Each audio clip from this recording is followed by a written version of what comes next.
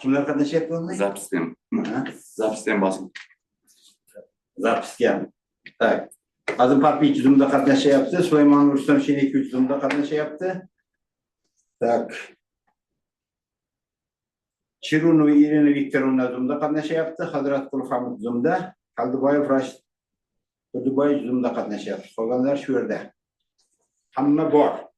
Ilmiy kengashimizni ochish bo'yicha kimda qanaqa taklif bor? Ochilsin deganlar qo'l ko'tarib tasvirlashlarini so'rayman. Qarshilar, betaraflar yo'q. Tak. Kun tartibi tarqatilgan. Kun tartibi bo'yicha kimda qanaqa taklif bor? Tasdiqlansin deganlar qo'l ko'tarib olishlarini so'rayman. Qarshilar, betaraflar yo'q. Talabgor Hazratqulov Maqsud Aliqulovning shaxsiy hujjatlari bilan tanishtirishga so'z ilmiy kengash kotibi Ilhom Zakirovga marhamat. Assalomu alaykum, hurmatli kengash raisi, hurmatli kengash a'zolari, hurmatli ustozlar. Demak, bugungi kengashimizga ikkita ishga tushgan. Birinchisi, talabgor Hazratqulov Maqsud Aliqulovning ilmiy kengashga topshirgan hujjatlari bo'yicha ma'lumot. Talabgor Hazratqulov Maqsud Aliqulovich 1984-yil Jizzax viloyati Domun tumanida ziyolilar oilasida tavallud topgan. Millati o'zbek, ma'lumoti oliy. 2003-2012-yillarda Toshkent to'qimachilik va yengil sanoat institutida bakalavr talabasi bo'lgan. 2007-2009-yillarda Toshkent to'qimachilik va yengil sanoat instituti magistranti bo'lgan. 2011-2012-yillarda Shahrixon paxta tozalash aksiyadorlik jamiyatida qurilish tozalash muhandisligi bo'limida ishlagan.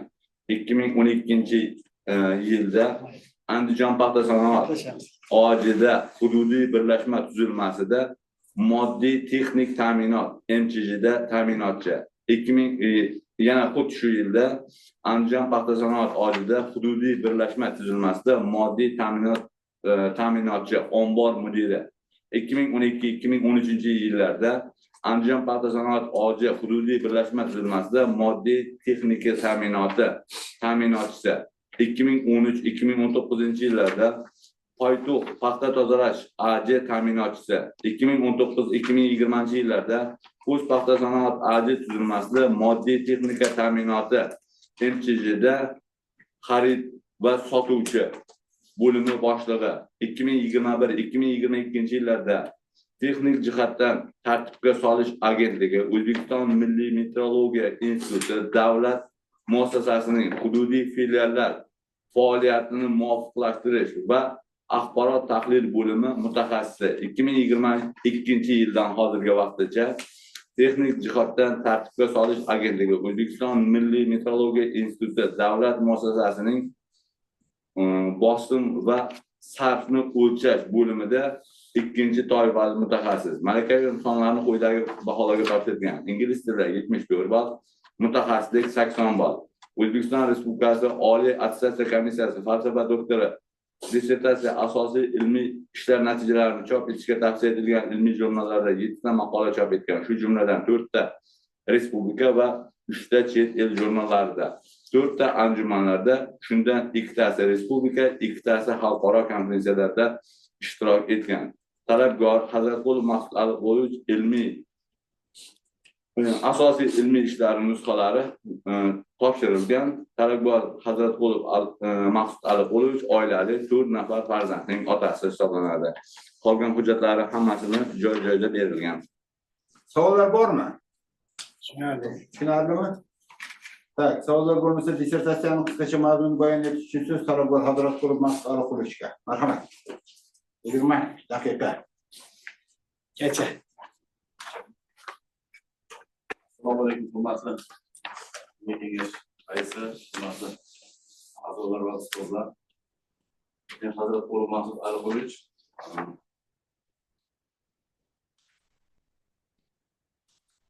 aralash tartibli kuchli imkon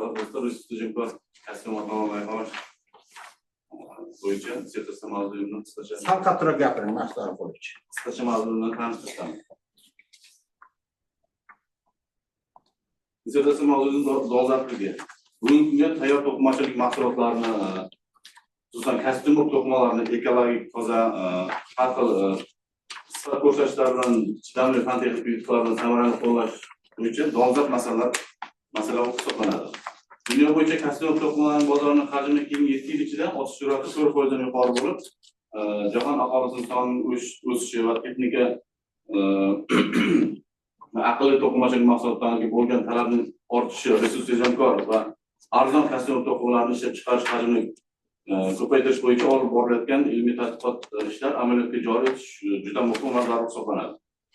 Shu jihatdan kostyum matolarini ishlab chiqarishda resurs tejamkor texnologik ko'rsatkichlardan foydalanish muhim ahamiyat hisoblanadi. Oxirgi O'zbekistondagi 2020-2026 yillardagi yangi O'zbekiston taraqqiyot strategiyasi to'g'risidagi farmonda jumladan to'qimachilik mahsulotlarini mahsulotlar va sanoatni modernizatsiya qilish, uni jadal rivojlantirish, to'qimachilik mahsulotlarini ishlab chiqarish, izchil rivojlantirish va eksport salohiyatini sezilarli darajada oshirish bo'yicha muhim vazifalar berilgan bo'lib, mazkur faoliyatga tegishli boshqa hujjatlar belgilangan vazifalarni amalga oshirishda ushbu dissertatsiya ishi muayyan xizmat qilib keladi. Muammoning o'rganilganlik darajasi turli tadbirlar aralashmasi asosida yigirilgan iplardan kostyum matolarni ishlab chiqarishda tolalar tarkibining mato sifat ko'rsatishiga ta'siri, yangi tuzilishdagi kostyum to'qimalarini loyihalash, tuzilish ko'rsatishlari va fizik mexanik yengil xoslatlari o'sha turli sifat ko'rsatish ta'sirini o'rganish bo'yicha bir qancha olimlar ilmiy izlanishlar olib borilgan. Ular o'shalardan jumladan Alimenko va Dodiya, Labasheva, Yakovleva, Elizarov va bir qancha olimlar ishlar olib borilgan. Respublikamiz miqyosida mahalliy xomashyo resurslaridan samarali foydalanish, mahalliy to'qimachilik tolalarini chuqur qayta ishlash va ularning tolaviy tarkibiga ega bo'lgan iplardan kostyum to'qimalar ishlab chiqarish bo'yicha uning sifatga ta'siri va sifat ko'rsatishlar bo'yicha olimlarimizdan Alimboyev, Ulug'bek Abdullayev, Yusupova, Hamroyeva va bir qancha olimlar yetarlicha ishlar olib borilgan. Bu ishlar yuqorida qayd etilgan olimlarda ishlarning tadqiqot ishlari salmoqli va natijalar qamrab olingan bo'lib, muvaffaqiyatli yechimlar ishlab chiqarilgan. Shunga qaramay, trikotaj uchun mo'ljallangan tan narxi arzon paxta iplarining to'qimachilik uchun arqiq iplar sifatida qo'llash o'rinlaridan kostyum material ishlab chiqarish va sifat ko'rsatishni ta'minlash bo'yicha tadqiqotlar yetarlicha olib borilmagan. Tadqiqotning maqsadi aralash tartibli pishtirilgan iplar asosida resurs tejamkor kostyum materiallar loyihalash va sifat ko'rsatishlarni ta'minlashdan iboratdir. Tadqiqotning vazifalari kostyum to'qimalarining istiqbolli turlarini ishlab chiqish va ularning sifat ko'rsatishlarini baholashga oid ilmiy tadqiqot ishlari tahlil etish, trikotaj uchun mo'ljallangan aralash iplardan arqiq sifatida foydalanish uchun ikki qo'shimli bron berish orqali ipdagi maqbul bronlar sonini aniqlash, iplarni ikki qo'shimli bron berib pishtirishni kostyum to'qimaning sifat ko'rsatishiga empirik bog'liqliklar asosida ta'sirini aniqlash, kostyum to'qimalarni ishlab chiqarish uchun texnologik ko'rsatkichlar va to'qimaning fizik mexanik xoslarini o'ziga bog'liqligini ifodalovchi regression bog'liqliklar kichik kvadrat usuli yordamida ishlab chiqish, turli tolalar aralashmasidan olingan trikotaj iplardan kostyum to'qimalar uchun qo'shbiron berilgan arqiq sifatida qo'llashdan olinadigan iqtisodiy samaradorlikni aniqlashdan iboratdir. Tadqiqotning ilmiy yangiliklari. Trikotaj uchun mo'ljallangan iplarni pishirish asosida kostyum materialining sifat ko'rsatishlarini ta'minlaydigan arqoq ipi, ya'ni paxta va poliester tarkibli kam xarajat sarja o'rilishli to'qima tarkibini ishlab chiqilgan. Trikotaj uchun mo'ljallangan yakka iplarni pishirish miqdorini 300 bron metrdan 400 va 500 bron metrgacha pishirib berish orqali ipning o'sish kuchi bo'yicha notekisligi kamaytirilgan va bron berishning optimal varianti qo'shib pishirish asosida ishlab chiqilgan. Muayyan mustahkamlik asosida kostyum to'qima loyihalangan va tanda arqiq bo'yicha o'sish kuchini ifodalovchi empirik matematik tenglama iplardagi bronlar sonini bog'liqligini hisobga olgan holda ishlab chiqilgan.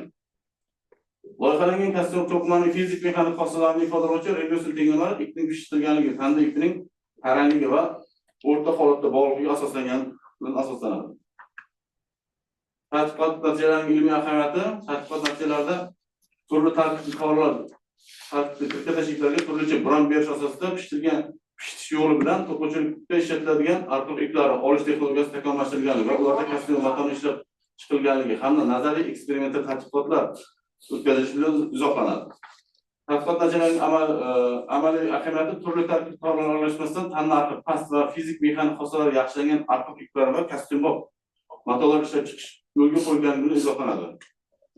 Tadqiqot natijalarining joriy qilinishi musbat sanoat uz to'qimachilik sanoat tasarrufidagi Jizzax industrial to'qima hamda Buxoro shahridagi Sargana Texprom Invest korxonalarida joriy qilindi va natijada ekspert variant asosida olingan kosmetik matoning tanda bo'yicha uzilish kuchi 2,6% dan 4% gacha, arqa bo'yicha uzilish kuchi 28,7% dan 38,8% gacha, ishqalanishga chidamligi 26,7% dan 36,7% gacha, g'ijimlanmasligi esa 2,8% dan 27,4% gacha oshishiga erishilgan va undan tashqari o'sha variantda asosida olingan iplarning sifat ko'rsatkichlari 400 gram metrga pishitilganda iplarning ko'rsatkichlariga nisbatan solishtiradigan bo'lsak, iplarning 500 va 600 gram metrga olingan iplarning notekislik bo'yicha variatsiya koeffitsiyenti va tukdorligi bo'yicha variatsiya koeffitsiyenti 3,1% dan 48% gacha oshishiga erishildi.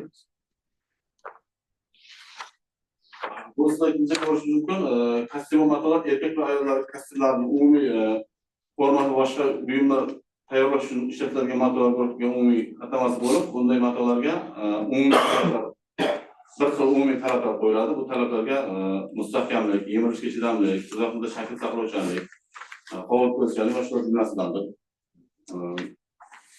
Kostyum to'qimalari xomashyo uchun xomashyo sifatida biz iplarni o'zbekiston tekstil emchilik korxonasidan tirkatash uchun mo'ljallangan 20 tekstil namunalari olib kelindi. Va shu olib kelingan natijalar namunalarda quyidagi xomashyo tanlash tarkibi ko'rishingiz mumkin. Bunda shu arqoq ipining tolaviy tarkibi, ya'ni 5 ta variantdagi ipni oldik. U birinchi variantda 100% paxta tolali, ikkinchi variantida esa 50 ta aralash tarkibli bo'lib, 50% paxta tolali va 50% poliester tolali.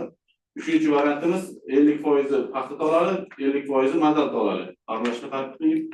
To'rtinchi tolaviy tarkibi 50% paxta, 50% viskoza tolali. Beshinchi variantdagi metal tolali 25%, 25% viskoza tolali, 50% paxta tolali aralashmali olib kelindi. Va turli tarkib tolali aralashmasi olingan iplarning fizik mexanik xossalarini tadqiqotini olib borildi. Va olib borilgan natijasida bu shu 5 ta variantdagi ipimiz, ya'ni shu aralashma tarkibli, birinchisi 100% paxta tolali.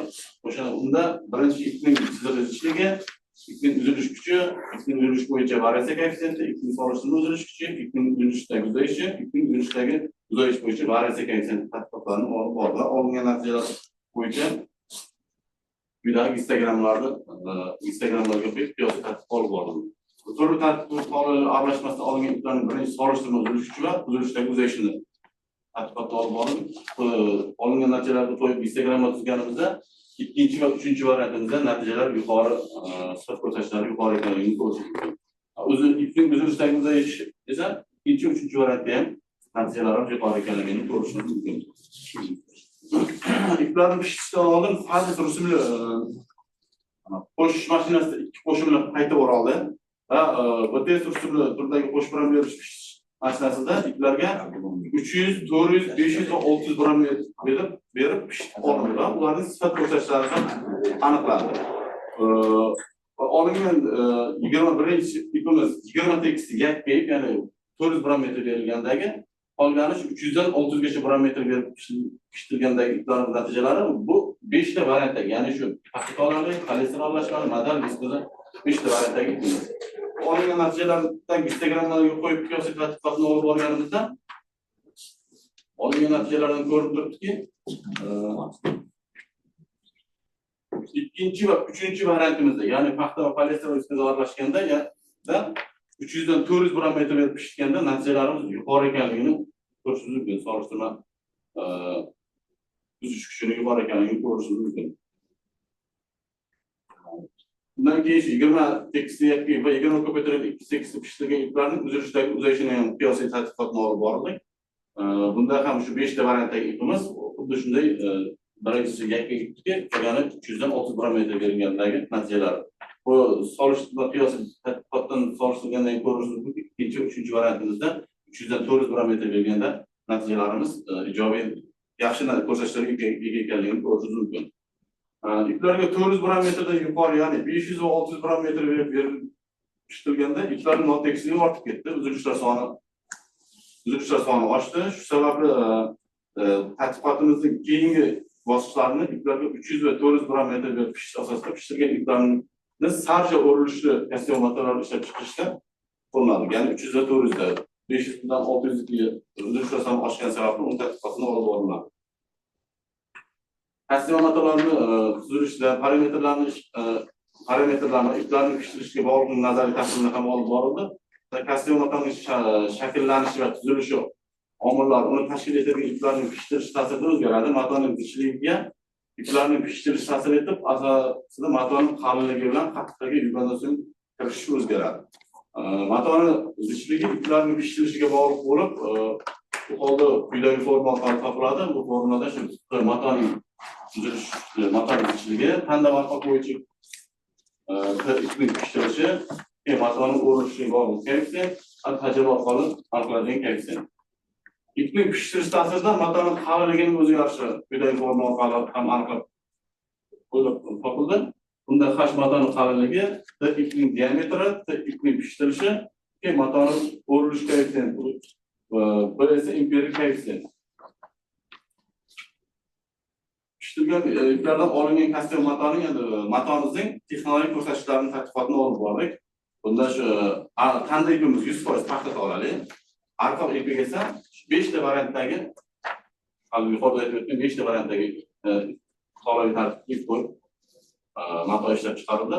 Bunda shu ko'rsatkichlar bo'yicha to'qimalardagi iplarning chiziqlishligi tanda orqa bo'yicha, to'qimaning zichligi bo'yicha zichligi tanda orqa bo'yicha, to'qimaning sir zichligi tanda orqa bo'yicha natijalar qo'yildi. Olingan natijalardan tahlildan ko'rib turibdiki, turli tola tartibli iplarga 300 va 400 gram metr pishtirib olingan iplardan ishlab chiqilgan kostyum matoning tanda bo'yicha zichligi 200, arqa bo'yicha zichligi 220, yuzal zichligi 156,5 dan 157,6 tashkil etganini ko'rishingiz mumkin. Iplarga turli tarkib tolali iplarga 300 va 400 gram metr berib pishish asosida olingan kostyum matoning fizik mexanik xissalarini ham tadqiqotini olib bordik. Bunda shu xuddi shunday yuqoridagi 5 ta variantdagi ip tashlanib chiqilgan ip, tanda ipimiz 100% paxta tolali va bunda matoning uzish kuchi tanda varqaq bo'yicha, matoning uzilishdagi uzayishi tanda varqaq bo'yicha, bekirligi tanda varqaq bo'yicha, ishqalashga chidamligi, g'ijimlanmasligi, havo o'tkazuvchanligi, gigroskopligi, yuvgandan so'ng kirishi natijalarini tadqiqotini olib borildi. Bu olingan tadqiqot natijalarini shu birinchi jadvalda 300 gram metr, keyingi jadvaldagi 400 gram metr berib olingandagi natijalar ko'rishingiz mumkin. Xulosa aytganimizda boshqa tola tarkibli kostyum matoning sifat ko'rsatishga nisbatan solishtirgan bo'lsak, tanda ipiga 100% paxta va arqa ipiga 50% paxta va 50% poliester tolali aralashmasi olingan ip tashlanib ishlab chiqilgan kostyum matoning tanda bo'yicha uzilish kuchi 2,6% dan 6,6% gacha, arqa bo'yicha uzilish kuchi 16% dan 38,5% gacha, tanda bo'yicha bekirligi 1,1% dan 7,5% gacha, arqa bo'yicha bekirligi 0,3% dan 4,6% gacha. Ishqalashga chidamligi esa 13,6% dan 36,7% gacha, g'ijimlanmasligi 17% dan 17,4% dan 20,4% gacha oshganligi aniqlandi. Iplarni pishtirish ta'sirida matoning uzish kuchining o'zgarishi nazariy tahlilini ham olib borildi. Uzilish kuchining ipining pishtirishiga bog'liq bo'lib, quyidagi forma orqali yordamida aniqlanadi. Bu yerda shu matoning uzish kuchi ipning pishtirishi buramlar soni, ya'ni S matoning qalinligi va mustahkamlik dastlabki oshishi. Haddan tashqari pishtirish foizi uzilish kuchining zaiflashishi hisobga olingan holda koeffitsient. Bunda shu nazariy va tajribaviy natijalarni qo'yib solishtirib chiqdik. Jadvallarga birinchi tajribadan chiqqan natijalar, ikkinchisi nazariydan chiqqan natijalarni solishtirganda ushbu jadvalga kelgan natijalardan turli kostyum matoning uzilish kuchi ko'rsatkichlarga tegishli bo'lib, yuqorida tenglamadan topilgan va tajribaviy qiymatlar orasidagi farq 1,5% dan 3,3% gacha farq qilinishi kuzatildi. Kostyum matolarni ishlab chiqarishda qo'llanilgan iplarni pishtirish kamayishiga va uzish kuchini oshishi, haddan tashqari o'ralganda tollar strukturasi buzilishi tufayli mustahkamlikning pasayishi, matoning maksimal uzish kuchini uchun optimal buramlar soni 400 gram metr qiymat tanlanishi natijasida matoning sifat ko'rsatkichi yuqori, ya'ni oshishi kuzatildi. iplarga 300 va 400 barometr asosida olingan kastyum matoning bir davrada cho'zilish deformatsiyasini ham tadqiqotini olib bordim. Bunda bir davrada cho'zilish deformatsiyasi 3 qismga bo'linadi. Qayishroq deformatsiya, elastik deformatsiya, plastik, ya'ni qo'lliq deformatsiya. Natijalarni qo'yib chiqqanimizda birinchi ya'ni qayishroq deformatsiya, ikkinchi variantimizda yuqori ekanligini ko'rish mumkin. İkinci elastik deformatsiya esa ikkinchi va uchinchi variantlarimizda yuqori ekanligini ko'rish mumkin. Qo'lliq deformatsiyasi birinchi va uchinchi variantlarimizda yuqori ekanligini ko'rish mumkin. Xuddi shunday keyingi jadvalda 400 barometr metr tashlangan olingan matoning bir davr cho'zilish deformatsiyasini ko'rish mumkin. Bu natijalar tahlilidan ko'rinib turibdiki, hafta aralash solingan iplarga 300 barometr pishib asosida olingan kastyum matoning nisbat ko'rsatishga nisbatan 400 barometr pishib asosida olingan kastyum matoning qayishroq deformatsiya miqdori 9.1% dan 26.5%gacha, elastik foiz miqdori esa 13.5% dan 25%gacha oshkorligi aniqlandi. Va shu olingan butun hamma olingan natijalar bo'yicha iplarga birinchi anaqamizda jadvalimizda diagrammamizda 300 barometr pishish asosida olingan kastyum matoni kompleks baholash diagrammasi keltirildi. Bunda shu kompleks baholar hamma ko'rsatkichlarga, ya'ni ipning mustahkamligi, matoning mustahkamligi, havo o'tkazuvchanligi, mikroskopligi hamma natijalarni qo'yib ko'p burchaklar maydoni hisoblab topildi. Olingan natijalar bo'yicha ularni natijalarini o'sha Instagramga ularga solishtirish chiqdik. Uni kompleks baholanganda, ya'ni ikkinchi va uchinchi variantda natijalari kompleks baholanganda yaxshi ekanligini ko'rishingiz mumkin. Xuddi shunday keyingi slaydimizda bu 400 barometr pishib asosida olingan iplarga nisbat ko'rsatishlarni kompleks baholash diagrammasi. Bunda ham natijalarni qo'yib Instagramlar orqali solishtirganimizda 400 barometrdagi ikkinchi va uchinchi variant, ayniqsa ikkinchi variantimiz optimal variantimiz, juda yuqori natija nisbat ko'rsatish ekanligini ko'rish mumkin. 400 barometr pishib asosida olingan kastyum matoning nisbat ko'rsatishlarni kompleks baholanganda natijalar tahlilidan ko'rinib turibdiki, shu 50% paxta bilan 50% polyester tollar aralashmasi olingan ip tashlanib ishlab chiqarilgan kastyum matoning nisbat ko'rsatishlari bo'yicha ko'p burchaklar maydoni boshqa tollar tarkibli kastyum matoning nisbat ko'rsatishiga nisbatan 49% yuqori ekanligini ko'rish mumkin. Ya'ni buni bunga nisbatan solishtirganda qolganlarini to'liq keltirilgan, birinchi bunda bunga nisbatan solishtirdik, o'shanda 49% kompleks baholanganda yuqori ekanligini ko'rishingiz mumkin. Turli tarkibli tollar aralashmasi olingan kastyum matoning nisbat ko'rsatishlarni baholashda to'liq omilli eksperiment o'tkazildi. Bunda kiruvchi omillar qilib, birinchi navbatda ipning pishtirilganligi, ikkinchi esa tanda ipining tarangligi, uchinchi zastur qiymati olindi, oraliq sathda va o'zgarishlar intervalini qo'yib chiqdik. Unda aqroq ip uchun paxta va polyester 50% paxta, 50% polyester aralash tarkibli tollar matoning nisbat ko'rsatishini baholashda quyidagi tenglamalari olindi. Bunda shu matoning ishqalanishga chidamligi, matoning g'ijimlanmasligi, matoning havo o'tkazuvchanligi, ya'ni kastyum mato bo'lgan uchun eng asosiy natijalarni qo'yib maton eksperimentlar o'tkazildi. Bu eksperimentlar tadqiqotlar natijasida tahlildan qiladigan bo'lsak, yuzalarning ikki yo'nalishi parametrlarini o'zgarganda optimallashtirish mezonining o'zgarish qonuniyati vizual tasvirini olish imkonini berdi va grafik usul yordamida kelib chiqqan ziddiyatli masalalarni yechishda osonlashtirdi. Bunday hollarda regression tenglamalardan barcha omillar qiymatlari qo'yib taqqoslandi va optimal variant aniqlandi. Ya'ni ipning pishtirilganligi 400 barometr deb olindi. Ipning tarangligi bo'yicha 28 cm, zastur qiymati esa 50 mm bo'lganda matoning ko'rsatkichlari eng yaxshi kattaliklarga ega bo'lib chiqdi. Aralash tarkibli matoning tadqiqotini ko'rsatishlarini sifatini yaxshilash va matoni ishlab chiqarish samaralarini ortish inobatga olgan holda shu bugungi kundagi holatdagi usullarga to'g'ri hisoblaganda bitta eski dasturga nisbatan kutilayotgan yillik iqtisodiy samaradorlik 26.944.32 so'mni tashkil etdi. Iqtisodiy samaradorlik. Xulosa bor. Qo'lda tak. Ma'ruzasini tugatdi. Tak. Savollar, marhamat. Shunda qanaqa savol bor? boshlaylik. Boshlang, Alisher aka. Toshkentdan boshlaylik. Ha. Mana shu 20 plakatingizni oching-da. Mana ko'p siz optimal yechimlar to'g'risida gapiryapsiz-da. Optimal qiymat deb. Optimal qiymat ostida ertaga gapirish kerak, shu buning uchun optimizatsiya masalasini yechish kerak. Bu yerda optimizatsiya yechilgani yo'q. Shuning uchun chunki optimizatsiya degan eng zo'r degan, undan keyin yaxshilab bo'lmaydi degan. Siz shuni ishlatyapsiz, ertaga ishlatish kerak. Endi bu yerda mana har bir faktor olyapsiz ta'sirni x1 x2 3 ta. O'zingiz ham aytyapsiz, o'sha ratsional rejimlar hammasi +1 deb bo'lyapti. To'g'rimi? Chunki oshirganingiz sari demak, chunki hammasi x1 x3 ga nisbatan musbatda hadlari. Oshib ketaveradi.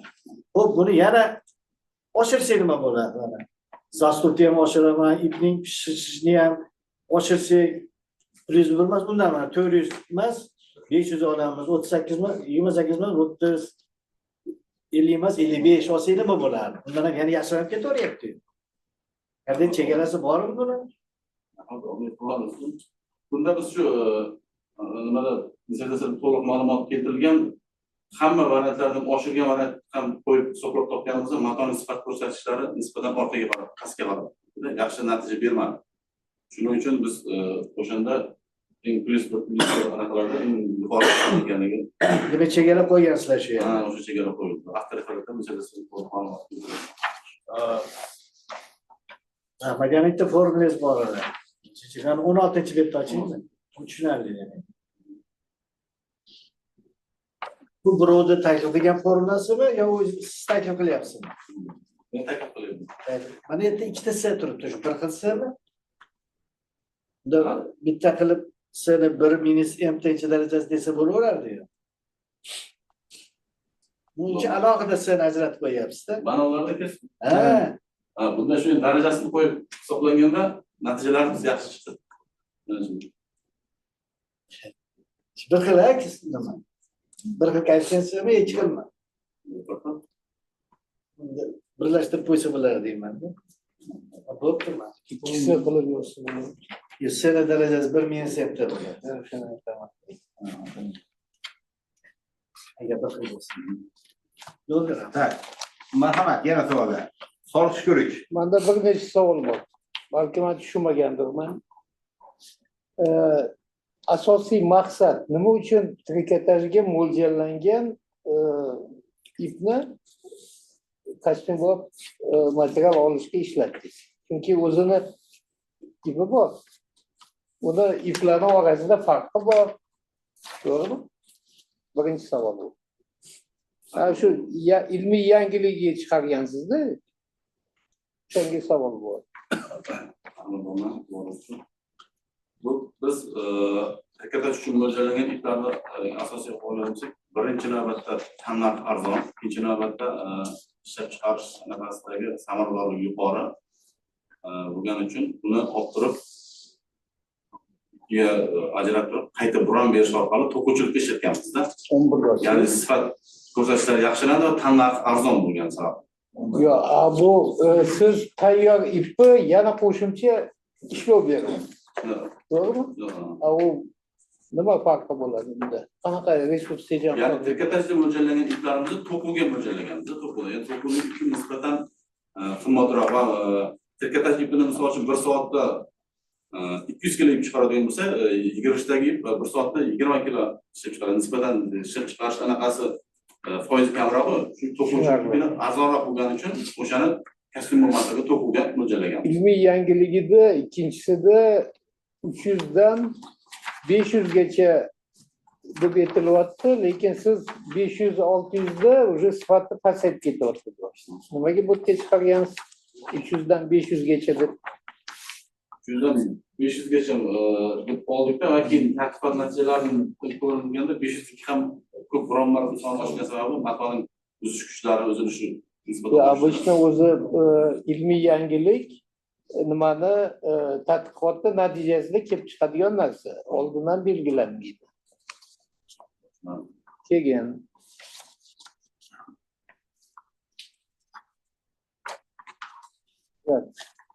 nimada 15-14-da 14.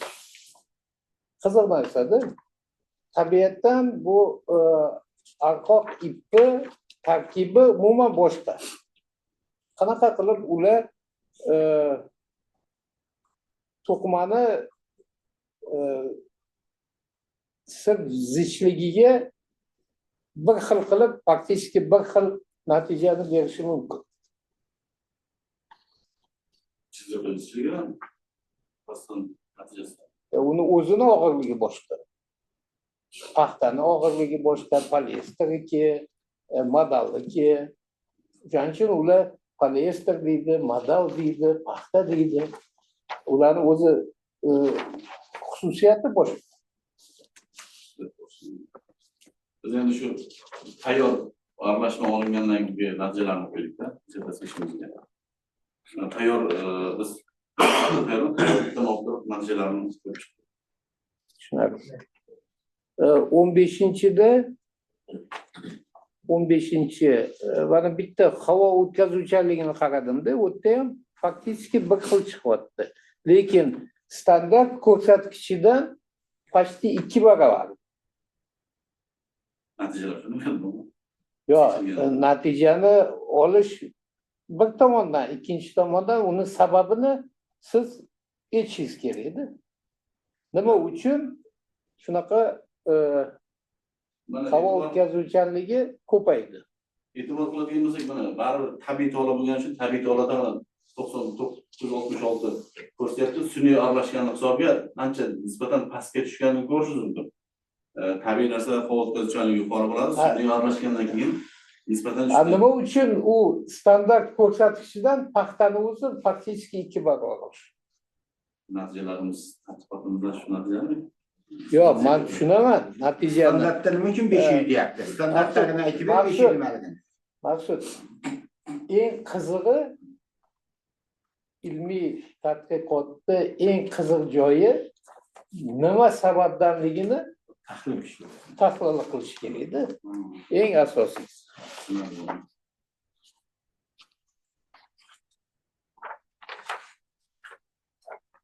Endi mana bu 20-chida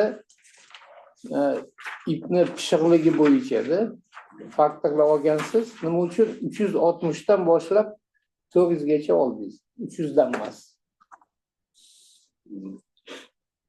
300 gramlar berilgan ipimiz past ko'rsatkichda anaqalardan natija chiqib qoldi-da. Shuning uchun 400 ni optimal variant deb tanlaganimiz uchun 400 ga yaqinroq qoldi. Yo'q, siz unaqa narsani aytmang, chunki sizni tadqiqotingiz 300 bilan 400 ni eng yaxshi deb ko'rsatdi. Mana bu nimada 10-chi 11-chi unaqa deyish kerak. Rahmat. Marhamat, yana savol. Savollar. Farqlanmaydi. Mayli. Siz ko'rsatkichlarning hammasini tekstda olgansiz. Bugun bu uchirliklarda tekst bo'yicha materiallar ko'pligi uchun olganmisiz yoki bo'lmasa siz boyagi tekst yaxshi ko'rganingiz uchunmi? Boshqa ko'rsatkichlar borda hozirgi kunda. Material ko'pligi uchun olganman. O'quv materiallari teksti ko'proq, to'g'ri. Yana savollar. Bormi? Bo'ldi. Marhamat, yana savollar. Mehmonlar savolni berib bo'ldi. Marhamat, o'zimiznikilar.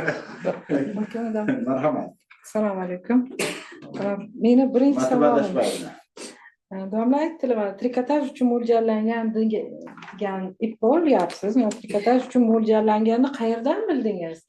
Bu trikotaj ipligini, ya'ni uni nimasi o'shani trikotaj ipligini bildirib turadi? Qaysi usulda yegirilgan yoki uni gramlari qancha yoki borgan narxi qanchadir? Shu to'g'risida ma'lumot bering. Keyingi savolim, mana 400 gram beryapsiz ikkita yakka ipga. Ukrutkasi qancha qisqarishi? Ya'ni 1 metr ip olish uchun qancha ip sarflayapsiz? Gram berganda ip qanchaga qisqaryapti? Savolim tushunarlimi? qisqarish. Keyingi savolim 21 slaydimizda. 21 slaydda dastgohi unumdorligi sizda 738 turibdi-da soatiga. 7,5 metr atrofda turibdi, mavjudda 4,7 metr turibdi. Nimani hisobiga dastgohi unumdorligini oshirishga erisha oldingiz? 2,6 plusda turibdi-da, shu samaradorlikni shundan olyapsiz. Nimani hisobiga sizda dastgoh shunaqa unumdor ishladi?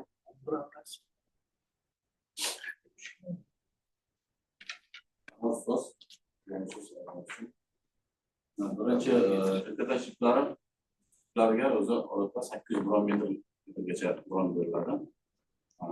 Nisbatan mexanik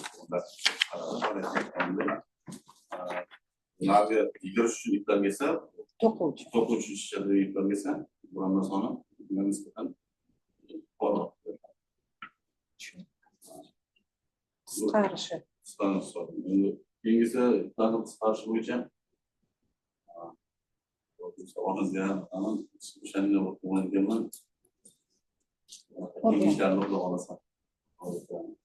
unumdorlik asosan bu unumdorlikni keltirib aytadigan bo'lsak, tolaviy aralashmalar bu bron berilgandan keyin tabiiy holatda mustahkamligi yuqori bo'lgandan keyin ish unumdorligi iplar uzilishlar soni kamayadi va ish unumdorligi ko'proq bo'ladi. Ya'ni ko'proq mahsulot chiqadi. Shuni hisobiga ish unumdorliklarning uzilishi, mashinani to'xtatish hisobiga, mashinani to'xtamasdan ishlash hisobiga ish unumdorlik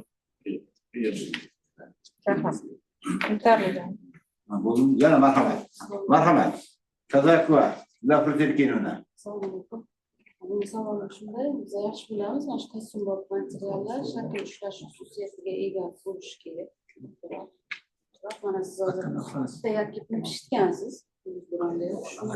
Kostyumbop material uchun kam emasmi? Siz mana shu kostyumbop material uchun tavsiya qilish darajasigacha qanday eshitdingiz o'shani? Qanday ola oldingiz? Bu shu 400 bron metrdagi natijalarimiz tahlilida bekorligi, shakl saqlovchanligi qolgan matolarimiz nisbatan yaxshi natijalar berdi. Ya'ni shu bronlar eng optimal bron berilgan. 500-600 larda nisbatan uzilishlar soni oshdi-da. Shuni hisobiga samaradorlik ko'rsatkichlari sal pasayib ketdi.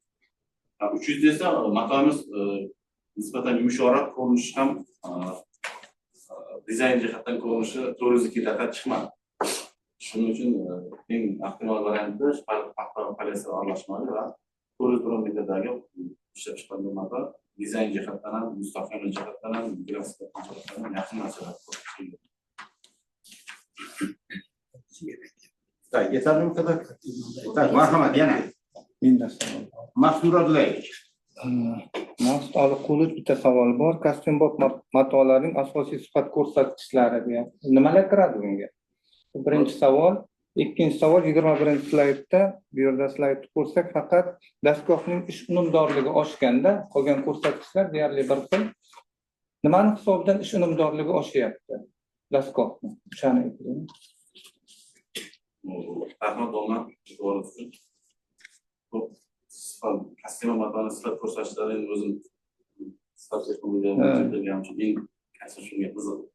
Shu dissertatsiya mavzuyimiz tanlangan bu sifat ko'rsatkichlarni odatda shu kiyib yurganda tabiiy holat shakl saqlovchanligi rejimlanmasligi, dizayn jihatdan yaxshi ko'rinishdagi mustahkamligi kiradi, o'tkazuvchanligi.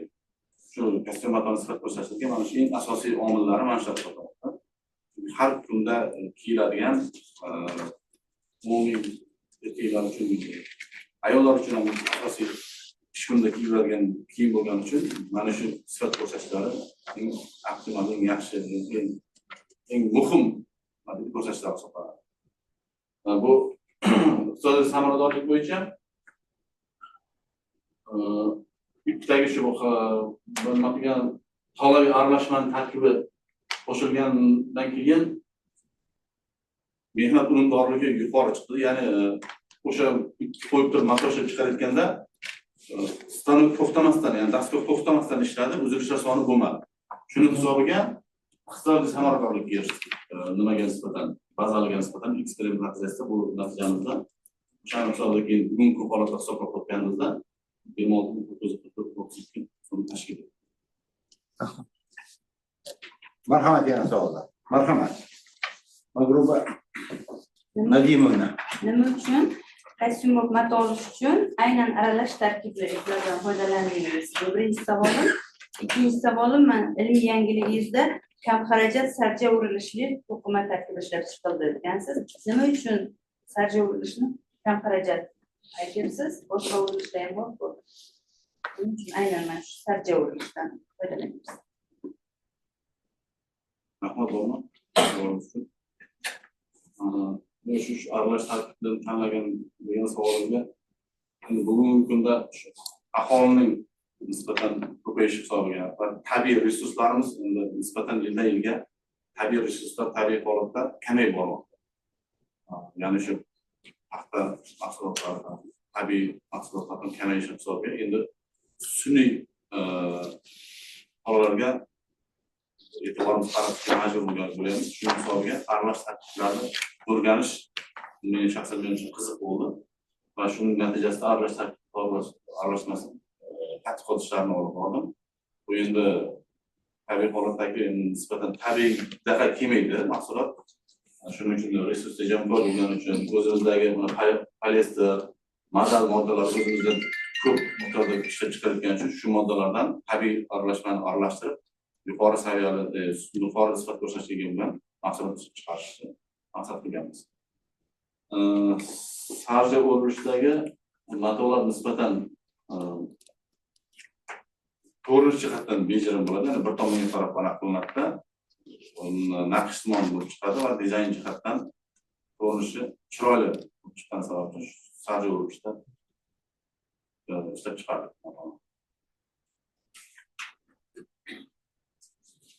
Kam xarajat nima nazarda tutasiz? Kam xarajat sarja urilishda. Kam xarajatda shu ishlab chiqarishda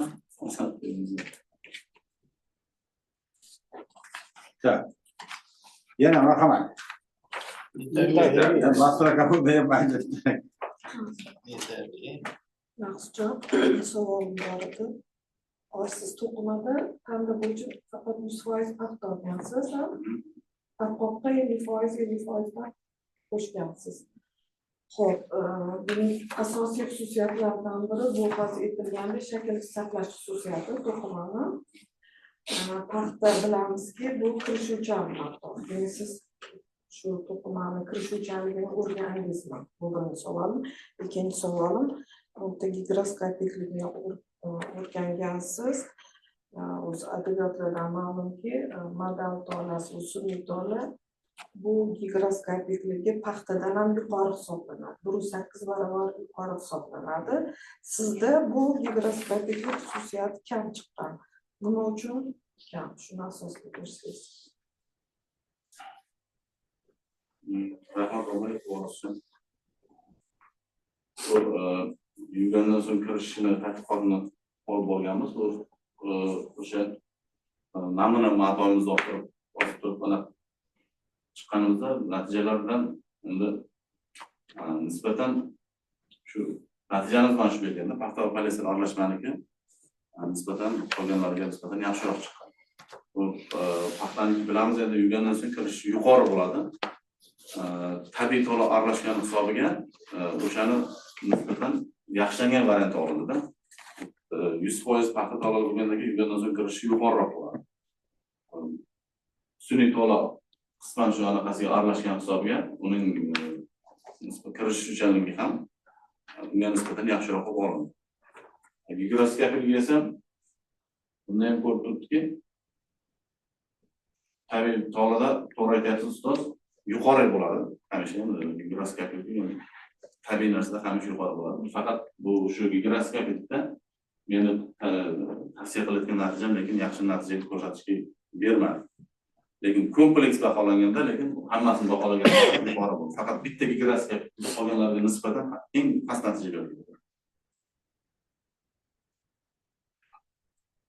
Yetarli masalada. Yana savol bormi? Yetadi. Online'dagilardan bir so'rab qo'ydim. Onlayn ishtirok etayotganlarda savol bormi?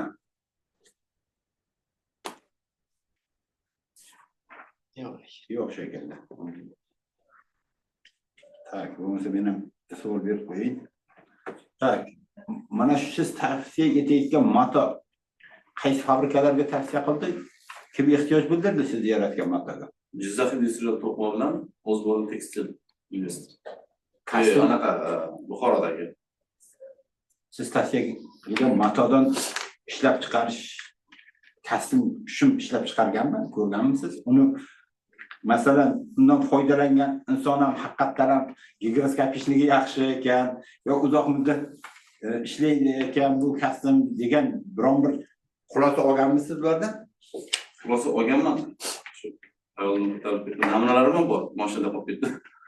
Uni birga ishlab chiqardik, namunalarimiz Ko'rsatasiz. hozir anaqa endi Endi hozir bizga talab qo'yiladida kandidatskiy qog'ozda qolib ketmasin. Ishlab chiqarishga ketish kerak, ishlab chiqarishga joriy qilindimi, qilinmadimi degan savol qo'yiladida. Mana shu fabrika masalan 100 dona yoki 1000 dona mening matomdan kastum ishlab chiqardi yoki bo'lmasa mana fabrika shuncha dona ishlab chiqardi degan gapni ayta olasizmi masalan? endi tayyor mahsulot ishlab chiqarishimiz, lekin mato namunalari olinib, selarni berdi. Ular ko'rdilar, mato namunalarini ko'rib, laboratoriya xulosalarini berdi. Lekin mato olingan natijalarimiz, matolarimiz Keyin mana fizik mexanik xossalarni aniqlagansizda, mana yozgansiz. Bu qayerda aniqladingiz? Qanday qilib aniqladingiz bularni? Mana hozir ham savol berdim, astrokabinda giroskopik qiymatlar bir-biriga yaqin. Qayerda aniqlagansiz? Natijalarda shu to'qimachilik va yengil sanoat institutining akaton laboratoriyasida aniqlab, namunalarimizni, natijalarini o'sha yerdan olingan natijalar o'sha. Bu qiymatlar o'sha Santex.uz degan laboratoriya. Zisteydi. Shundan olingan natija. Shundan natijalar, shundan chiqqan natijalar. Institutdagi mana shu ko'rsatkichlar fizik mexanik hujjatlarda aniqlanadi, institutdagi Santex. Bor. Hamma dasturlari akaton Respublikada asosiy ko'rsatishingiz turizmlanmaslik ekanda. endi kastum deganimizda Eng zo'r ko'rsatkichlardan biri. Professorlar bergan kelmaganda. Tak. Yetarli bo'lmasa, talabgorning ilmiy rahbari, texnika fanlar falsafa doktori Atanafasov Muhiddin Rahmonov ishtirok etyapti. Haqimizni bergan, agar so'zga chiqaman desangiz chiqing, yo'q desangiz shuni yetarlimi shu beryapsanmi? Shart emas. Dissertatsiya vaqtida faoliyatga kelgan yetakchi tashkilot va boshqa takliflarni e'lon qilish uchun ilmiy kotika. O'tiring.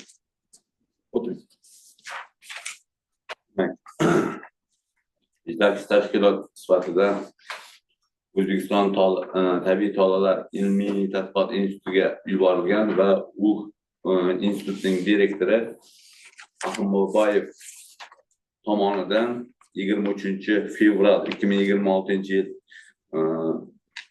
tasdiqlab bayonnoma bergan va quyida kamchiliklarni ko'rsatgan. Birinchisi, dissertatsiyaning 2-3 jadvallarida turli tola tarkibli tolalar aralashmasidan olingan iplarning fizik mexanik xossalari tajribada aniqlangan. Lekin aynan aralashmalar qancha miqdorda namunalar tayyorlanganligi keltirilmagan. Ikkinchisi, dissertatsiyada kostyumbop mato yoki kostyumbop to'qima bo'yicha ish olib borilgani to'g'risida keltirilmagan. Uchinchisi, dissertatsiyada trikotaj iplariga 2 tasnif juftlik 300-600 buram metr gacha buram berib pishitilgan deyilgan. Trikotaj ipini o'ziga necha buram berilgan yoki buram berilmaganligi keltirilmagan. To'rtinchisi, buram berish jarayonida unga Z va C chap yo'nalish bo'yicha buram berilishi ahamiyatini keltirilmagan. Keyingisi, dissertatsiya ishining 79-betida 3.9 va 3.10 jadvallarda keltirilgan 300 buram metr va 50% paxta tolasi +50%, poliester tola namunalarida elastik deformatsiyasini 0,28 gacha hamda 400 gram taksimetrgacha namunada esa 0,24 ga teng bo'lmoqda. Buram oshsa elastik deformatsiya ham oshadi-ku. Keyingisi dissertatsiyaning 89-betida matematik rejalashtirish rifa to'liq dastgohi o'rnatma parametrlari va texnik cheklanmalari hisobga olingan holda amalga oshirilgan deyilgan. Lekin to'liq ommaviy tajriba Jizzax industrial to'qima MCH'da STBU 180 rusumli to'liq to'quv dastgohida 1-jadvalda ishchi matritsa asosida o'rnatildi deyilgan. Buni tushuntirib bersangiz. Keyingisi 7-si davlat standarti 33-23 2018 aralash ipli gazlamalar texnikaviy shartlar davlat standartlari foydalanilsa maqsadga muvofiq bo'lar edi. Va oxirgisi ilmiy ishingizda mavzusidagi mato so'zini ip gazlama deb nomlansa bo'lardi. Chunki mato bu terminologiyasida trikotaj hisoblanadi va umumiy xulosa sifatida 05-06-02 ga mos kelishi, ixtisosligiga mos kelishi va ushbu dissertatsiya ishi OAK talablariga to'liq mos kelishi va ilmiy ishlar soni mos kelishi to'g'risida yozilgan va zashta qilishga loyiq deb xulosa bergan. Avtoritetga kelgan kamchiliklar va tanqidlar. Abdurahmon Beruniy nomidagi Urganch davlat universiteti yengil sanoat texnologiyasi va jihozlari kafedrasi texnika fanlari falsafa doktori Sobirov tomonidan berilgan quyidagi kamchilik keltirilgan. Tajribada olingan sifat ko'rsatkichlarida buramlar sonining o'lchov birligi rasmlarda va 5-jadvalda turlicha keltirilgan. Undan keyin Urat Text MCH rahbari texnika fanlari falsafa doktori Tojmirzayev tomonidan berilgan kamchilik ko'rsatilmagan taqrir ijobiy. Farg'ona davlat texnika universiteti to'qimachilik va yengil sanoat texnologiyasi kafedrasi texnika fanlari doktori Maqsudov tomonidan berilgan kamchilik ko'rsatilmagan taqrir ijobiy. Toshkent to'qimachilik va yengil sanoat instituti materialshunoslik va standartlashtirish kafedrasi Hamroyeva tomonidan keltirilgan kamchilik ijobiy. Kamchilik ko'rsatilmagan taqrir ijobiy. Undan keyin O'zbek Turk Text markazi OK direktori Hamzayev tomonidan berilgan taqrir ijobiy. Keyingisi Turkiyaning Egea universiteti tomonidan berilgan muhandislik fakulteti tekstil muhandisligi bo'limi boshlig'i texnika fanlari doktori ekan Parren Aleksandrov taqrir ijobiy. Kamchilik ko'rsatilmagan. Bu. Marhamat, dissertatsiya tarafiga kelgan taqrirlar, kamchiliklar, takliflar bo'yicha javob berishchi so'z talablarga.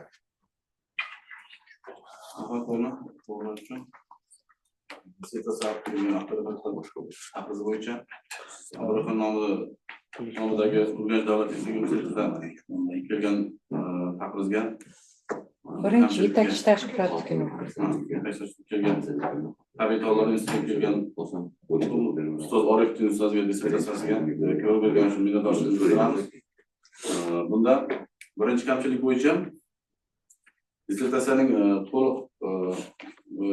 to'liq holatda dissertatsiyaning ichida 30-sahifasida turli tarkib savollar aralashmasdan olingan iplardan namuna olib tashlash olingan GOZ 66-11.083-yilda ishlab chiqarilgan o'sha GOZ bo'yicha ishlab chiqarilgan iplardan namuna olib tanlash esa ya'ni 1%, 1,5% nisbatda xatolik bilan aniqlangan. ushbu standartda keltirilgan u standart natijalarida. Ikkinchi kamchilik bo'yicha dissertatsiyaning birinchi paragrafida kostyum to'qimalarni tasniflash va ularni ishlab chiqarish istiqbollari deb nomlangan qismda to'liq ma'lumotlar o'sha yerda keltirib o'tilgan bir paragrafda.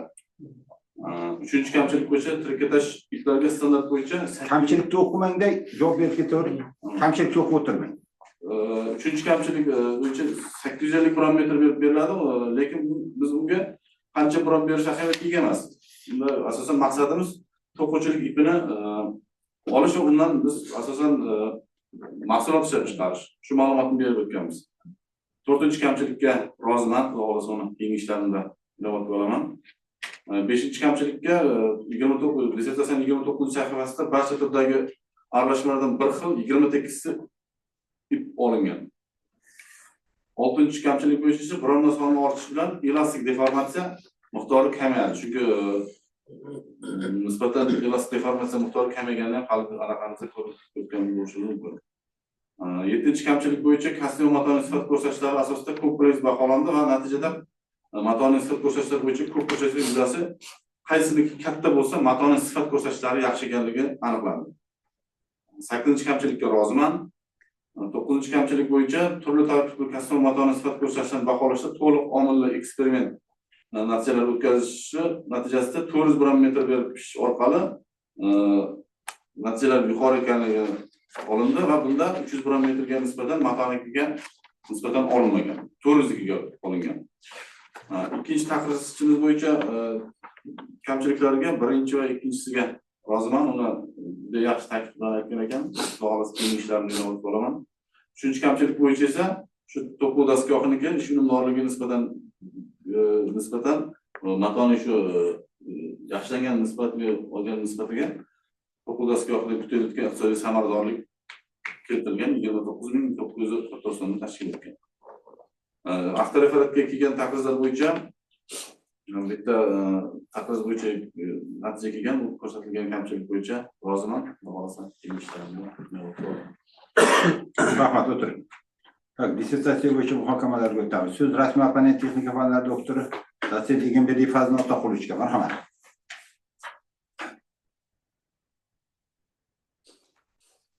Assalomu alaykum, hurmatli kengash raisi ustozlar.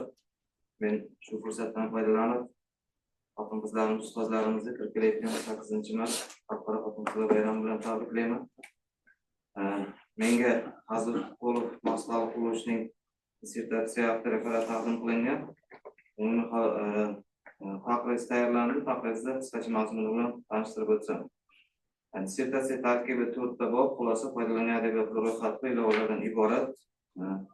Jahonda turli tolaviy tarkibli to'qimachilik mahsulotlari, jumladan kasblar to'qimalar ishlab chiqarish, texnologiyalarni takomillashtirish, modda sifat ko'rsatkichlariga ta'sir etuvchi omillarni optimallashtirish, usullarni ishlab chiqarish, to'qimachilik korxonalarida yuqori samarali texnik vositalar va texnologiyalar bilan ishlashning yangi ilmiy texnik yechimlarni ishlab chiqishga yo'naltirilgan ilmiy tadqiqot ishlari olib borilmoqda. Bu yo'nalishda jumladan resurs tejamkor kostyumbor matolarni ishlab chiqarishda aralashma tarkibli iplardan foydalanish ustuvor yo'nalishlardan biri hisoblanadi. Tadqiqotning maqsadi aralash tarkibli pishirilgan iplar asosida resurs tejamkor kostyumbor motorlar loyihalash va sifat ko'rsatkichlarini ta'minlashdan iborat qilib olingan. Tadqiqotning ilmiy yangiligi trikotaj uchun mo'ljallangan iplarni pishitish asosida kostyumbor motor sifat ko'rsatkichlarini ta'minlaydigan arqoq ipi, hafta poliester tarkibli kam xarajat sarja bo'lishi to'qimalar tarkibi ishlab chiqilgan. Trikotaj uchun mo'ljallangan yakka iplarni pishitish miqdorini 300 gramdan 500 gramgacha berish orqali iplarning uzish kuchi bo'yicha notekisligi kamaytirilgan va bron berishning optimal variantini qo'shib pishitish asosida ishlab chiqilgan. Muayyan mustahkamlik asosida kostyumbor to'qima loyihalangan va tanda arqoq bo'yicha uzish kuchi ifodalovchi empirik matematik tenglama iplarning bronlar soniga bog'liqligi hisobiga olingan holda ishlab chiqilgan. Hamda loyihalangan kostyumbor to'qimalarning fizik mexanik xossalarini ifodalovchi regression tenglamalar, iplarning pishirilganligi, tanda iplarining tarangligi va o'rta holatda bog'liqligi asosida aniqlangan.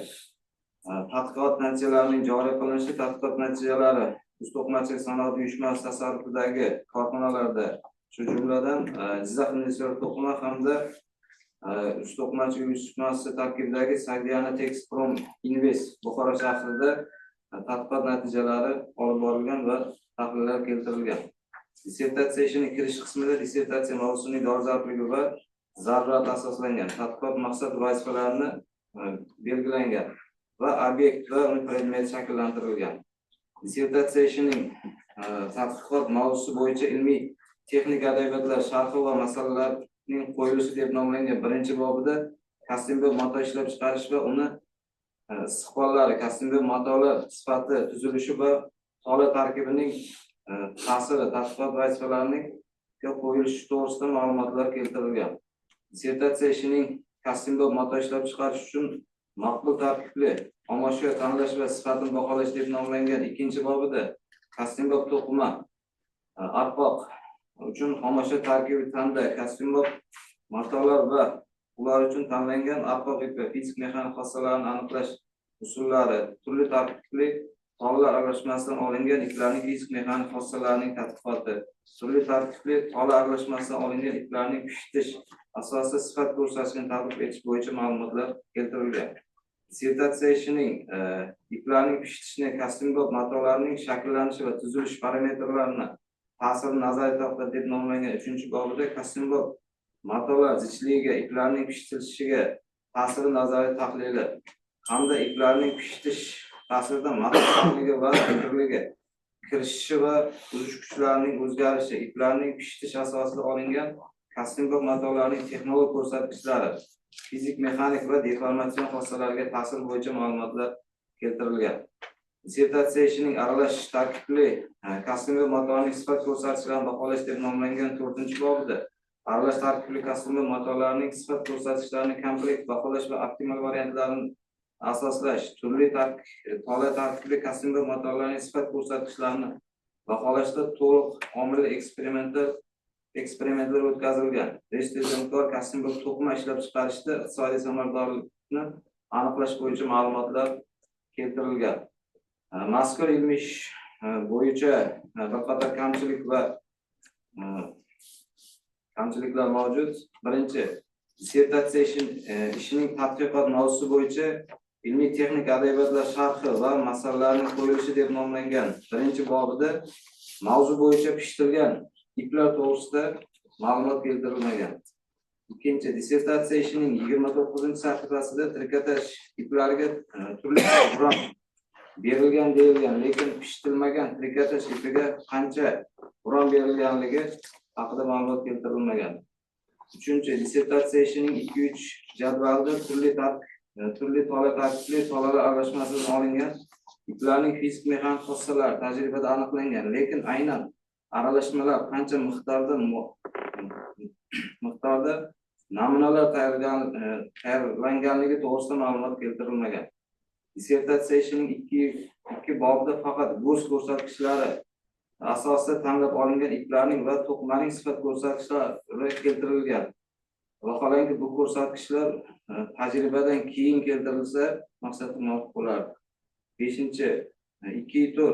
2-7 jadvallarda turli tola tarkibli tolar aralashmasidan olingan pishitilgan iplarning sifat ko'rsatkichlari keltirilib, 43-45 betlarda natijalar tahlili keltirilgan. Tahlillarda turli aralashmali iplar paxta ipiga nisbatan solishtirilgan.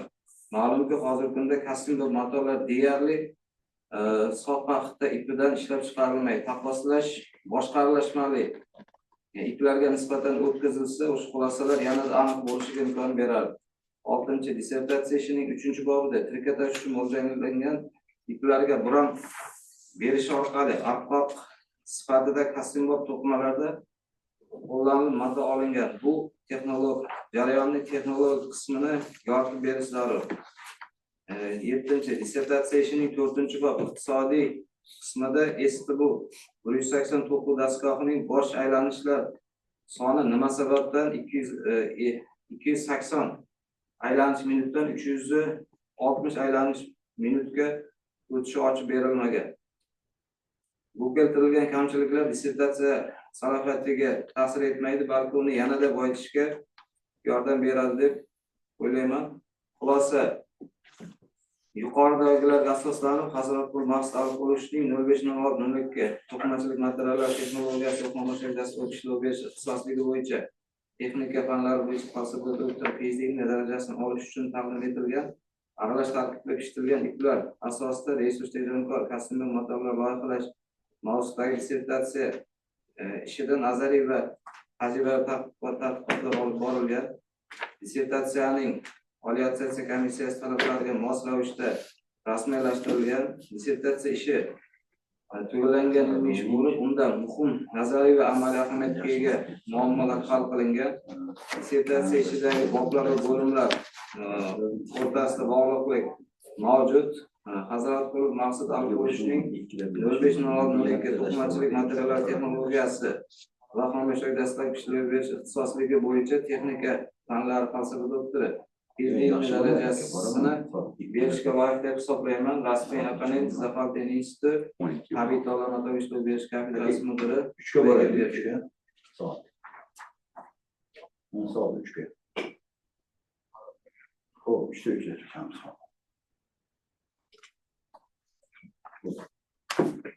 Rahmat, o'tiring Xizmat To'quvich. Opponent tomonidan ko'rsatilgan kamchiliklarga javob berish uchun siz talabgorlar.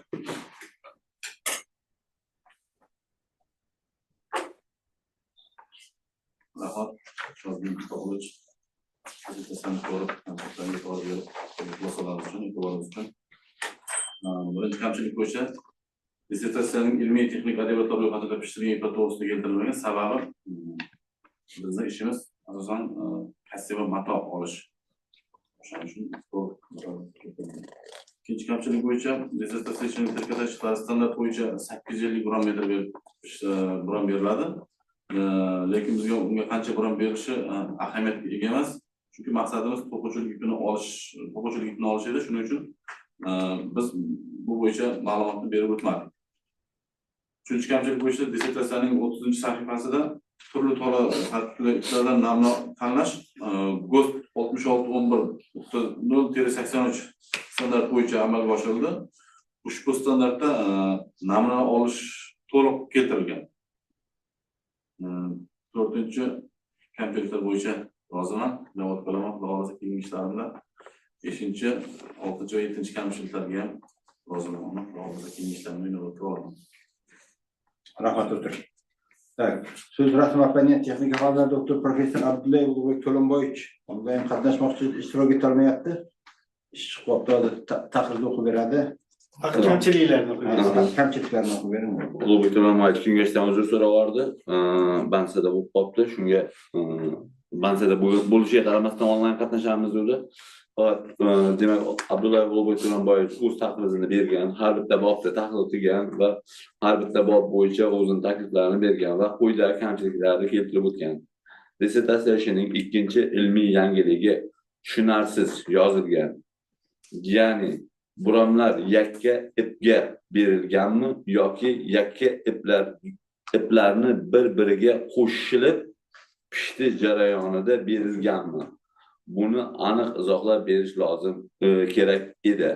Ikkinchisi, dissertatsiya ishi tadqiqot mavzusi bo'yicha ilmiy texnik adabiyotlar sharhi va masalalarning qo'yilishi deb nomlangan birinchi bobida iplarni pishitish va uning sifatiga ta'siri yuzasidan olib borilgan ishlar to'g'risida ma'lumotlar keltirilmagan. Keyingisi, dissertatsiya ishining 2-chi paragraf kostyumbob matolar va ular uchun tanlangan arqoq ipi fizik mexanik xususiyatlarini aniqlash uslublari, to'qimaning sifatini aniqlash uslubi to'g'risida yoritib berilmagan. 4-chisi, dissertatsiya ishining 2-3 jadvalida turli tarkibli tolali aralashmalardan olingan iplarning fizik mexanik xususiyatlari tadqiqqa keltirilgan. Agar tanlangan iplar Obros tekstil korxonasida olingan bo'lsa, korxona tomonidan taqdim etilgan dastlabki ko'rsatkichlar nima bilan farq qiladi? Beshinchisi, pishitish jarayonida iplarning 300, 400, 500, 600 biron metr bilan berilgan. Lekin kostyumbop to'qimani ishlab chiqarishda 300 va 400 biron metr bilan berilgan. Iplardan foydalanilgan. Nima sababdan 500 va 600 biron metr iplardan olinmagan? Va oxirgisi, to'liq omilli tajribalarga kiruvchi omillarni birinchi X1 ipning pishitilganligi, olingan matritsada 300 dan 400 daraja olingan. Lekin amaliy tajribalar asosan 300 va 400 biron metr biron berish jarayonida amalga oshirilgan. Quyidagi kamchiliklar ishning amaliy ahamiyatini yo'qotmaydi. Xulosa qilib aytganda, Hazratqulov Maqsud Aliqulovichning 050602 to'qimachilik materiallar texnologiyasi va xomashyoga dastlabki ishlov berish ixtisosligi bo'yicha texnika fanlari bo'yicha falsafa doktori ilmiy darajasini olish uchun tayyorlangan dissertatsiya ishi to'liq mos keladi. Dissertatsiya ishi O'zbekiston Respublikasi Oliy attestatsiya komissiyasining texnika fanlari bo'yicha falsafa doktori dissertatsiya qo'yilgan talablarga javob beradi va uning muallifi Hazratqulov Maqsud Aliqulovichning 050602 ixtisosligi bo'yicha texnika fanlari bo'yicha falsafa doktoriga darajasiga loyiq deb hisoblayman. Rasmiy opponent Abdullayev Ulug'bek Jo'rambayevich. Rahmat. Rasmiy opponent tomonidan ko'rsatilgan kamchiliklarga javob berishni talab bordi.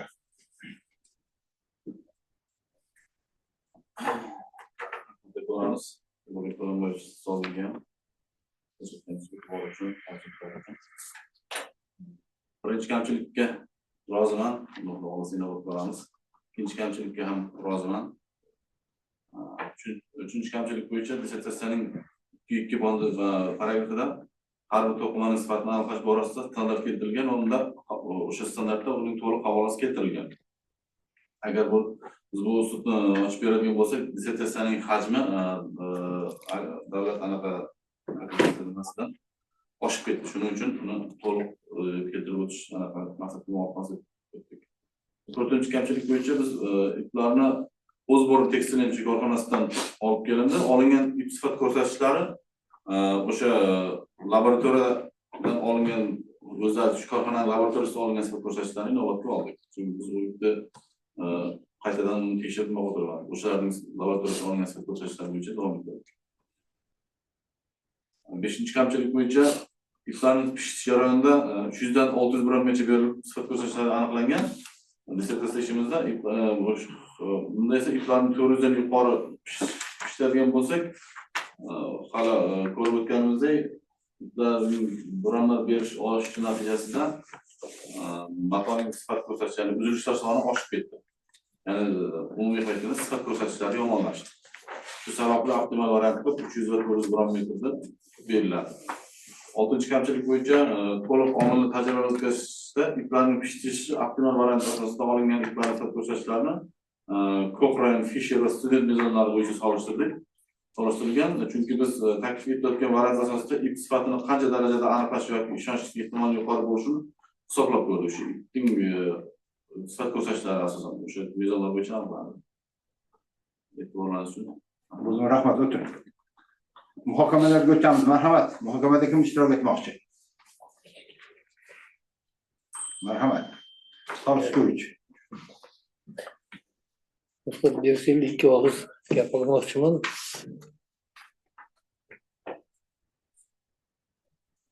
Уважаемые наши коллеги из России и Казахстана, приветствую вас. Не слушайте.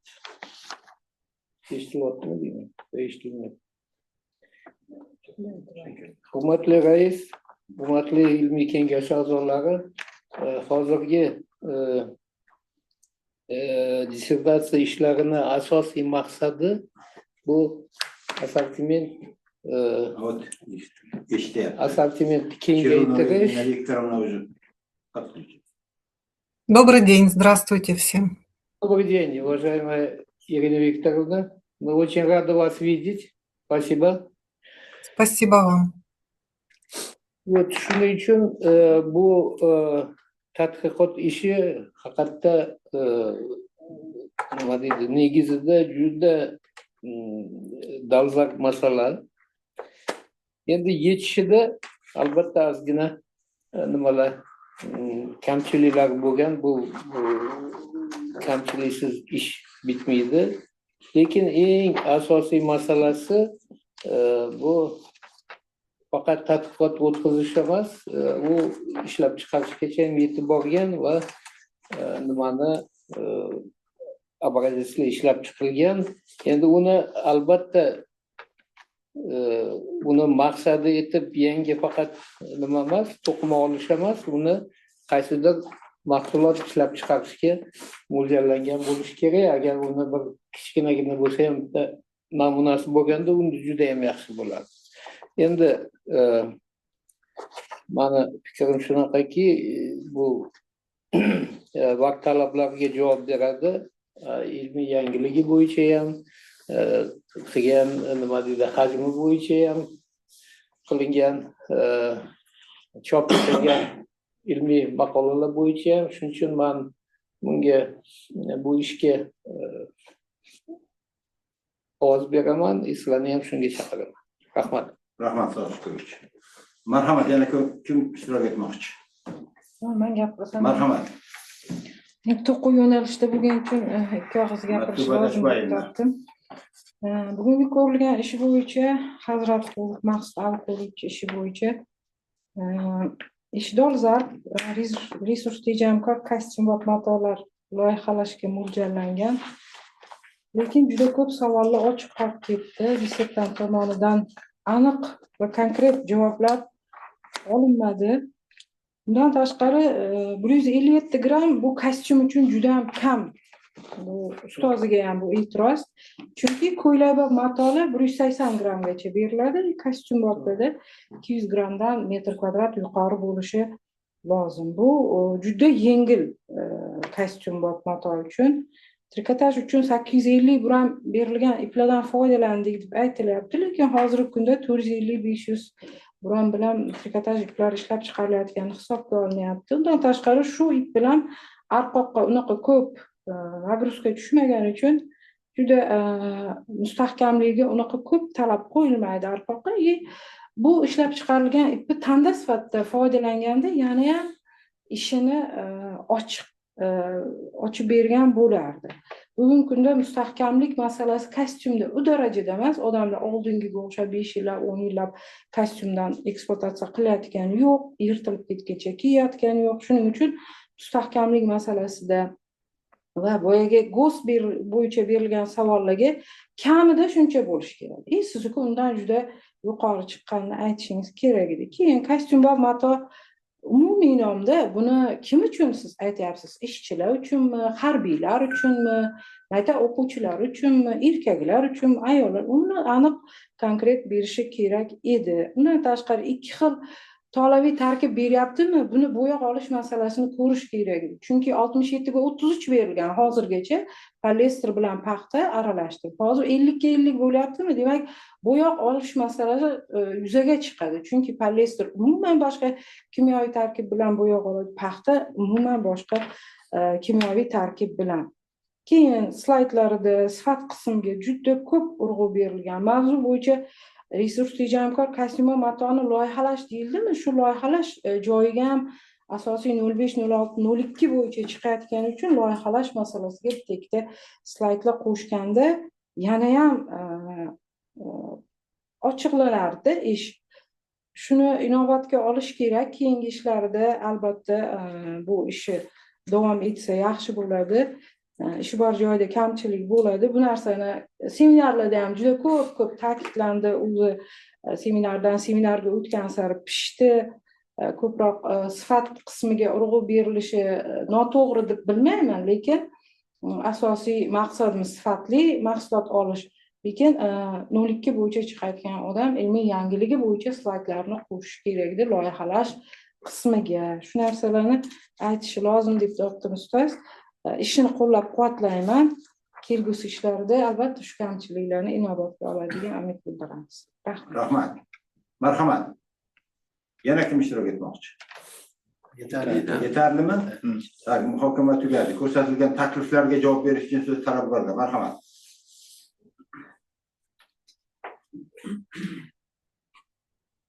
Rahmat ustozlar shunchalik e'tiborlariniz uchun, sizning ilmlariniz uchun. Ko'rsatilgan kamchiliklar, xulosalar, takliflar o'zimga xulosa bo'ldim. Xudo xolasa ilmiy ishda, izlanishda davom etaman. Xudo xolasa inshaalloh keyingi ishlarimda albatta bu narsalarni inobatga olib, to'liq bajarishga Xudo xolasa va'da beraman. Hammangizga rahmat. Hammangizga minnatdorman. Sog' bo'ling. Tak, dissertatsiya ishi bo'yicha berilgan ovozlarni aniqlash uchun hisob komissiyasini saylashimiz kerak. Hisob komissiyasiga Pardayev Qonunqul Normatovich, Norboyev Gulhasan Narzullayevna, Rajabov Marg'un Nadimovna taklif qilinyapti. E'tirozlar yo'qmi? Yo'q. Qo'l ko'tarib tasdiqlashni so'rayman. Qarshilar, betaraflar yo'q. Marhamat. Hisob komissiyasi Ishni boshlaymiz. ishni boshlasalarni tezlashtirsak, narigini ham boshlayveramiz. Mehmonlar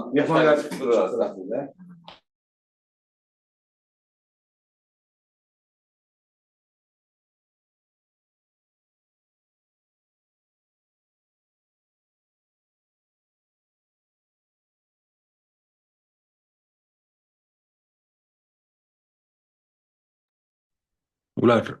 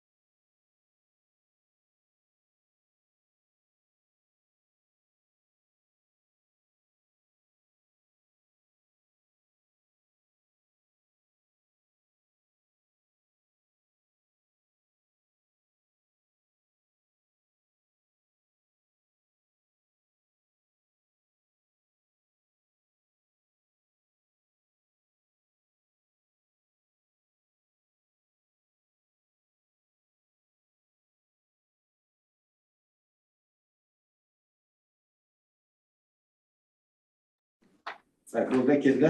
Bazı birga ketdi. Solish ko'rib chiqdi. Yana yondagi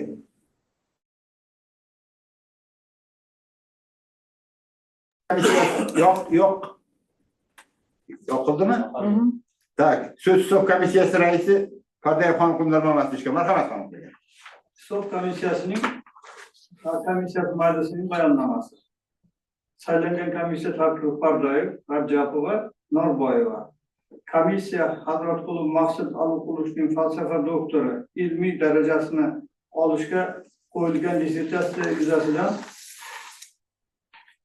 yashirin berilgan ovozlarni sanash uchun saylangan. Kengash tarkibi jami 17 kishidan iborat. Ilmiy daraja beruvchi ilmiy kengash tarkibida hal qiluvchi ovoz berish bu bilan qo'shimcha ravishda hech qanday kishi yo'q. Mavjud majlisda kengash a'zolari 17 kishi, shu jumladan ko'rib chiqayotgan dissertatsiya ixtisosligi bo'yicha 6 nafar fan doktori ishtirok etdi. 17 ta bulletin tarqatildi. Tarqatilmagan bulletinlar yo'q. Tushada jami 17 ta bulletin borligi aniqlandi. Ovoz berish natijalari Hazratqulov Maqsud Aluqulovga falsafa doktori ilmiy darajasini berish bo'yicha quyidagicha ovoz berildi. Tarafdorlar 17 ta, qarshilar yo'q, yaroqsiz deb topilgan bulletinlar ham yo'q. Hisob komissiyasi Rahmat, hisob komissiyasining protokolini tasdiqlashni ovozga qo'yaman. Tarafdorlar, qarshilar, betaraflar yo'q. Hazratqulov Maqsud Aluqulovga texnika fanlari falsafa doktori PhD ilmiy darajasini olish uchun dissertatsiyasini muvaffaqiyatli himoya qilganligi bilan tabriklaymiz. Söz sizga, ikki og'iz.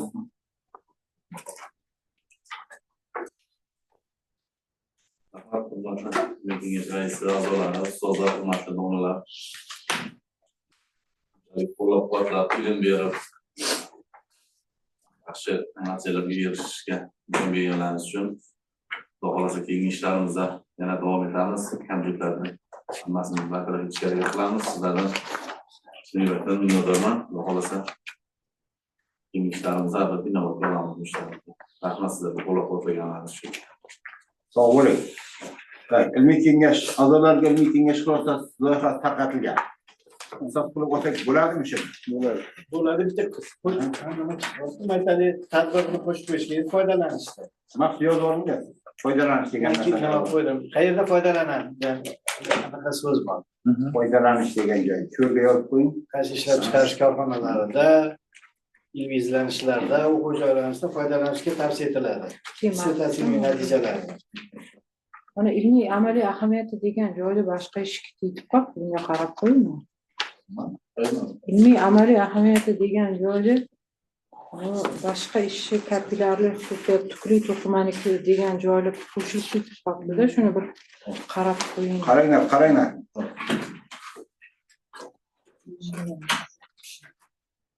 Xulosa. Ilmiy amaliy ahamiyatini qarab ko'ring. Amaliy ahamiyati degan joyda maqsad qarang, chizing o'sha joyda. Nimada? Qancha tushunib qo'ysa bo'ladi.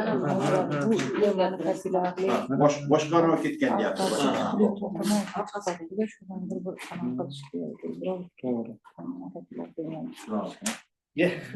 Boshqa odamniki shunday olib tashlab yuborganda. Yo'q, o'zgartirish ishdan chiqib ketgan. Milton suvda eritilgan kimyoviy qarab qo'ying.